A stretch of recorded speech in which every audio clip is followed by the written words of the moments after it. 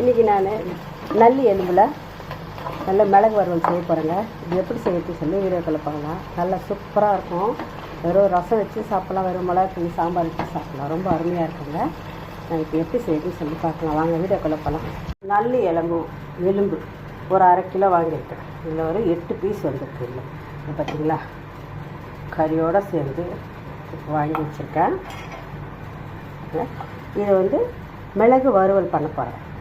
எப்படி செய்து பார்க்கலாமா? வாங்க. இப்போ ஸ்டவ் பற்ற வச்சு ஒரு ஃபேன் வச்சுருக்கேன். வச்சு ஒரு 50 கிராம் எண்ணெய் ஊற்றிடலாம். எண்ணெய் காயட்டும். வச்சு 1 ஸ்பூன் சீரகம், சின்ன வெங்காயம் 1/4 கிலோ எடுத்து நல்லா உரிச்சு கழுவி வச்சுருக்கேன்.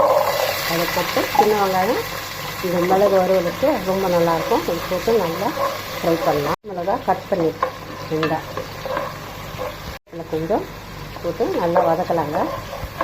பூண்டு நல்லா இந்த முறையில் வச்சு இடிச்சிருக்கேன். இது இடித்து போட்டால் ரொம்ப டேஸ்ட்டாக இருக்கும். இதே நம்ம அதில் சேர்த்து நல்லா பச்சை வாசனை போகிறவங்கள வதக்கலாங்க. இருந்துச்சா இப்போ பாருங்கள். இப்போ நல்லி சாதம் எப்படி இருக்குது பாருங்கள். இது நம்ம இதோடு சேர்த்துடலாம்.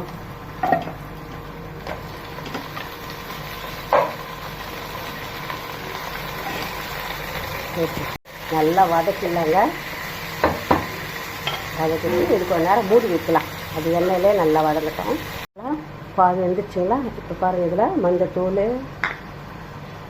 சில்லி பவுடரு, வீட்டு மிளகாத்தூள், இது கறி மசாலா, கரம் மசாலா எல்லாத்தையும் போட்டு நல்லா கலந்துடலாம்ப்பா. இப்போ இது நல்லா கலந்து விட்டோம். இது நல்லா கொஞ்சம் நேரம் அப்படியே மூடி வச்சிடலாம். அது அப்படியே வதங்கட்டுங்க. அது பச்சை வாடெல்லாம் போட்டோம். எண்ணெய் திரிஞ்சு வந்திருக்கு. இப்போ தண்ணியை ஊற்றிடலாங்க. தண்ணியை ஊற்றி நல்லா கலந்து விட்டுடலாம். கலந்து விட்டுட்டு இதை மூடி வச்சிடலாங்க. இப்போது கறியில் உப்பு போட்டுடலாங்க. ஏன்னா கறி கொஞ்சம் வெந்திருக்கு. அதனால் உப்பு போட்டுட்டா கறியில் உப்பு ஊறும் நல்லா. அப்போ தான்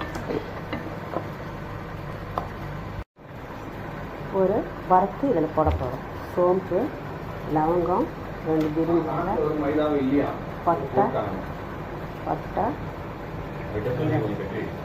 அன்னாச்சிப்பூ, மிளகு, ஒரு ரோஜா இதழ் எல்லாத்தையும் வறுத்து இதில் பொடி பண்ணி போட போகிறோம். நல்லா வறுத்து பொடி பண்ணி வச்சு இப்போ இதோடு இதில் சேர்த்துடலாங்க. அப்போ கமன்னு வாசனை வரும்.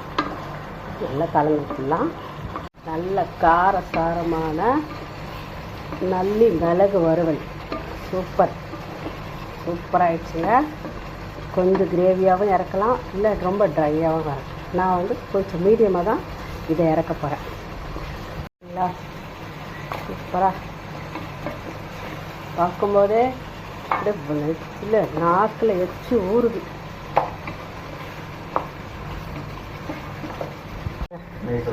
கொத்தமல்லி போட்டுட்டு இறக்கிடலாம்.